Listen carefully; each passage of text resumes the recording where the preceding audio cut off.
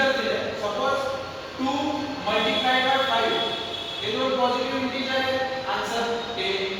नंतर -2 multiplied by +5, answer is -10.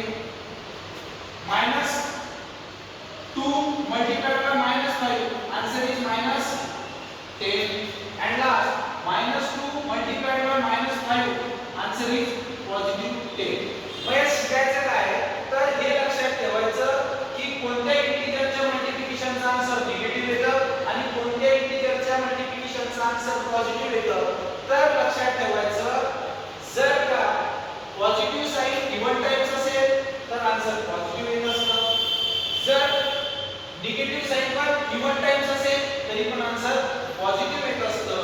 जर negative sign odd times आला, ऑड टाइम्स म्हणजे काय, जर का एक वेळेस आलं, दोन वेळेस आला, एक वेळेस आला, सॉरी एक वेळेस, तीन वेळेस, पाच वेळेस आला किंवा सात वेळेस आला, जर निगेटिव्ह साइन मल्टिप्लिकेशन करत असताना ऑड वेळेस येत असेल तर आन्सर ऑलवेज निगेटिव्ह असतो. आन्सर ऑलवेज निगेटिव्ह असतं. आणि मल्टिप्लिकेशन करत असताना निगेटिव्ह साइन जर का इव्हन टाइम्स आलं तर आन्सर ऑलवेज पॉझिटिव्ह असतं. आन्सर ऑलवेज पॉझिटिव्ह असतं.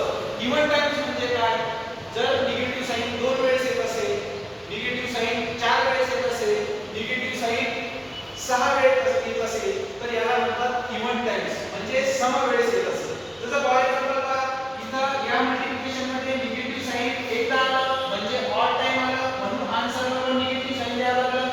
इथं बघा निगेटिव्ह साइन इव्हन टाइम्स आलं